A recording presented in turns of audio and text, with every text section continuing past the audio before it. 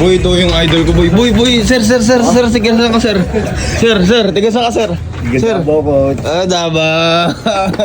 Magandang araw. Siyempre magandang buhay. Isang pinagpalong umaga naman para sa ating lahat. So yan, pupunta na kami sa may UP baseball field. Let's go! Gandang buhay. Ngulan pa yata. Today is the day that the Lord has made. Kaya naman ito, umpisahan natin ang ating umaga na merong masarap na taho na nabili natin dito sa may UP. Solid. At ayan na nga, nagmotor lang po pala tayo papunta dito. Kaya naman sobrang bilis lang ng biyahe. Lalo na Sunday ngayon at walang masyadong sasakyan sa daan. O, kitang-kita nyo naman yung mga player dyan. Oh. Ang gaganda ng salubong sa akin. Yung tipong walk up like this talaga ang lagayan. Yung tipong excited na silang maglaro dyan. Kasi bibihira po kami talagang magkaroon ng kalaban. Hirap na hirap po kasi kami maghanap ng baseball field talaga dito sa Pilipinas. Yung tipong kapag may nag-aaya po talaga ng tune-up sa amin, agad-agad po kaming umuoo syempre. Kasi bukod sa training din yon ay opportunity rin po yon para sa paparating na UAAP. Siyempre, ngayon darating na February, kaya naman iba yung ngiti nito, oh. Yung tipo, iba talaga yung mga tiga Davao. Kaya naman sabi niya, shoutout sa mga tiga Davao dyan. Miss na daw po talaga niya yung mga magulang niya at yung girlfriend niya. Solid, parang yan lang po yung picture, oh. Tiga Tarlac nga po pala yan.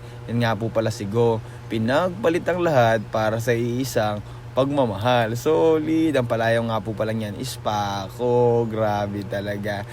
Kaya naman kung mapanood mo man tong video na to, Paco, sana magbalik tanaw ka sa mga nangyari nung nakaraan at yung mga nakaraan na yon ay magsilbing aral sa'yo at wag mo na ulit-ulitin at dadalhin sa kasalukuyan o kaya sa future man. Basta syempre, balik po tayo sa usapan. Yan nga po pala yung UP baseball field at kalaban nga po pala namin ngayon is Team UP. At syempre, sino-sino bang magtutulungan kundi tayo rin mga UAAP teams. Kasi alam naman natin na bukod sa kulang yung mga field natin, ay kulang din po tayo sa mga games dito sa ating bansa. Kaya naman yung mga larong ganito, sobrang laking bagay, lalong-lalo na sa mga college na katulad nito. O nga po pala, makikita nyo yung panahon dyan at yung field, medyo basa-basa, umaambon-ambon po kasi at medyo minsan lumalakas yung patak ng ulan, minsan humihina naman. Pero buti na lang talaga, hindi bumuhos ng sobrang lakas. Kung hindi, yung minsan na laro na lang is baka makancel pa ng dahil sa ulan. Ganyan talaga yung mga baseball at softball player, 'di ba? Yung tipong hindi natin alam yung mangyayari sa panahon. Kasi pag umaraw, masaya tayo. Kapag umulan, sigurado malungkot tayo. Bukod sa walang training, walang laro, ay wala ring mangyayari sa pinunta natin sa field. Kaya naman sobrang thankful kami kay Lord kasi hindi kami inabutan ng ulan dyan. At natapos yung 9 innings na walang nasaktan na kahit isa. Kaya naman shoutout sa Philippine team natin dyan, oh. At shoutout sa lahat ng baseballista at softballista na makapanood ng video na to. Palagi nating tatandaan na sa lahat ng ating gagawin, huwag natin kakalimutan gumawa ng mabuti. Ang kabutihan na dadala yan kahit saan man tayo magpunta. Pero ang kayamanan ay hindi natin madadala sa langit. Kaya naman habang maaga pa, gumawa ka na ng mabuti.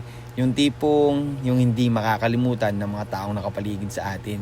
Kaya naman shout out sa aming nakatune-up. Maraming salamat po sa oportunidad, maraming salamat po sa oras, at maraming salamat po sa pagmamahal na pinaramdam nyo sa amin. Tunay nga sa baseball at softball ay may tunay na pag-asa. Dito nyo mararanasan at mararamdaman yung sports na pangkalahatan, yung sports na walang pinipiling edad, at yung sports na walang pinipiling lakas o kalakihan. Dahil sa sports na to, kahit maliit ka, basta meron ka malaking puso, kaya mo makipagsabayan kahit saan ka mang bansang pumunta. Kaya bago matapos ang video ito, tandaan po natin, tuloy ang pangarap, magandang buhay, shalom.